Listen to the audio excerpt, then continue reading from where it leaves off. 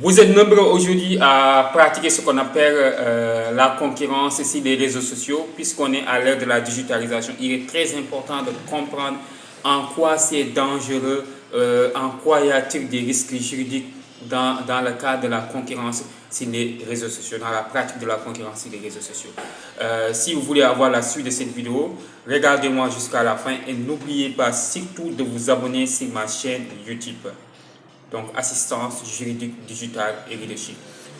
Mesdames et messieurs, bonjour, je suis Amadou Ali Khan, coach formateur en droit des entreprises, concepteur de Legal Board certifié par ERA Afrique Legal. ERA Afrique est un réseau juridique international spécialisé en légalité, siégé à Tunis et à Paris de 2020 à nos jours. Avec mon programme assistance juridique digitale et leadership, j'ai formé plus de 150 entrepreneurs à mieux gérer leurs affaires avec moins de risques juridiques, à mieux gérer leur business avec moins de risques juridiques.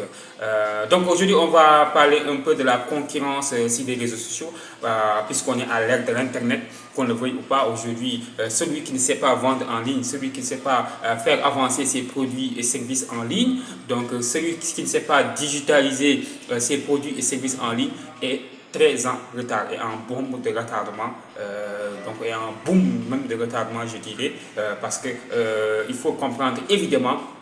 Aujourd'hui, toutes les grandes institutions sont présentes sur les réseaux sociaux. Toutes les grandes institutions sont en train de digitaliser leurs services et leurs produits parce qu'aujourd'hui, c'est le monde de la digitalisation, que vous le veuillez ou pas. C'est pour cela qu'il est essentiel de parler un peu de la concurrence parce que beaucoup d'entrepreneurs, beaucoup de commerçants ignorent les règlements de la concurrence.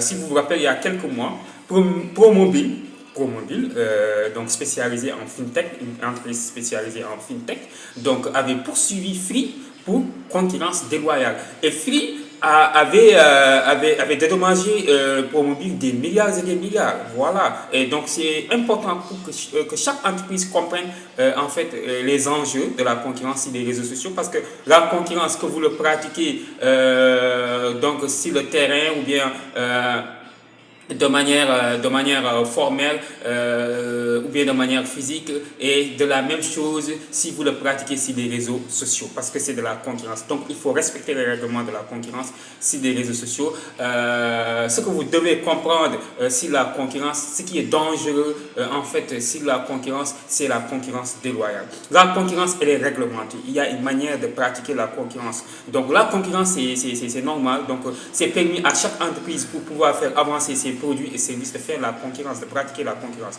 Donc c'est donné à n'importe quelle entreprise donc règlement qui a respecté tous les règlements, toutes les procédures pour créer, pour être formelle, donc une entreprise formelle, donc est permis de pratiquer la concurrence. Mais il y a une manière de pratiquer la concurrence, il faut la pratiquer légalement.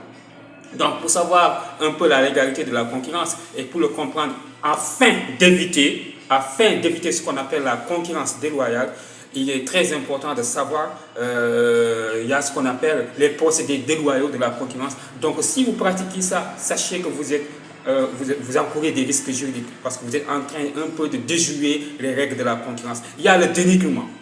Le fait de dénigrer publiquement donc, une entreprise concurrente, donc voilà, de le dénigrer publiquement, donc en vue de le décrédibiliser.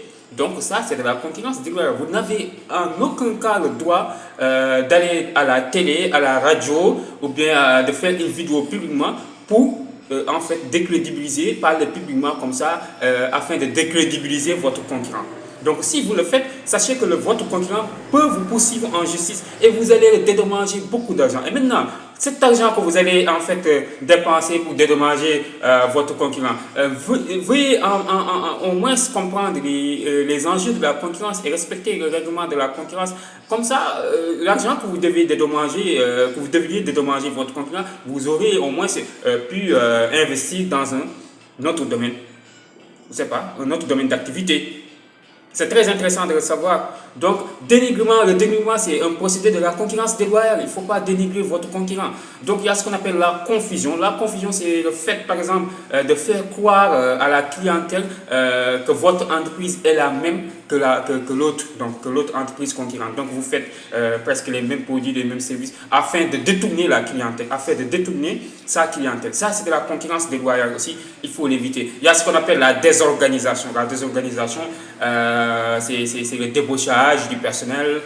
Donc voilà, le détournement de commandes, tout ça, c'est des procédés déloyaux de la concurrence.